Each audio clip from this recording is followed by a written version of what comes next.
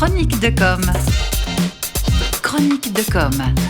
Aujourd'hui, dans Chronique de com, nous recevons Vincent Honorato, CEO de Conseil. Bonjour Vincent. Bonjour Raphaël. Pour vous, quel est l'enjeu pour la communication en 2021 ? Alors, à mon sens, un des principaux enjeux pour la communication, c'est l'authenticité et également la compréhension.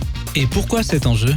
En fait, on est dans un monde qui est de plus en plus transparent, volatile, incertain, complexe et ambigu. Quel tableau un peu noir.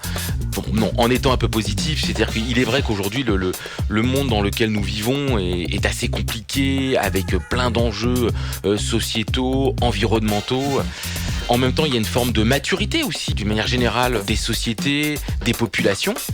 C'est pourquoi nous avons besoin, je vais parler au sens général du terme, la population, nous avons besoin de repères. On a besoin d'éléments qui vont nous permettre de comprendre les choses, tel un peu un phare dans la brume. Il faut qu'on arrive à comprendre la situation, à pouvoir se repérer pour savoir comment on va avancer. Et selon vous, quelle est l'action à mettre en œuvre ?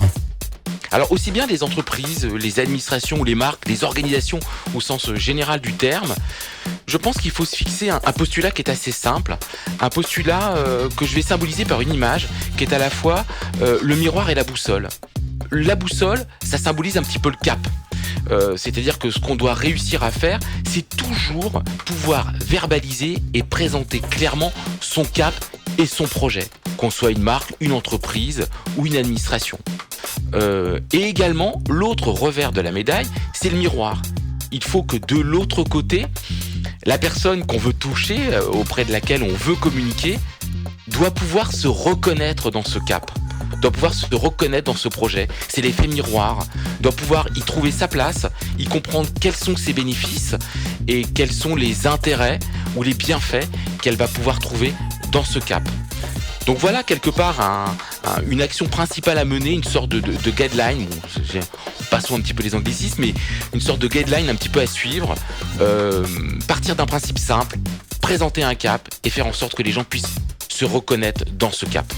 Quelque chose aussi de simple, c'est de l'ordre du bon sens à mettre en œuvre, c'est qu'on va partir d'un constat, c'est qu'aujourd'hui communiquer ne suffit plus. On peut communiquer ensemble et pour autant garder nos propres frictions et nos propres désaccords, parce qu'au final on ne s'est pas compris. Donc la communication aujourd'hui doit aller plus loin, ça ne suffit plus d'asséner, d'avoir ce qu'on appelle une communication top-down, aussi bien vis-à-vis de ses consommateurs, vis-à-vis de ses clients, au même titre que vis-à-vis de ses collaborateurs dans le cadre de la communication interne. On n'est plus là pour balancer, comme on dit, un message.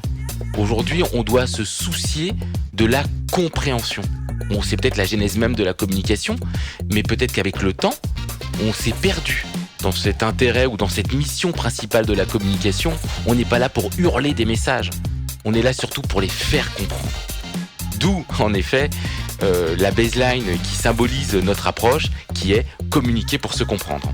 Vincent Honorato, CEO de Conseil, qui se consacre depuis 1985 à la circulation de l'information dans toutes les directions.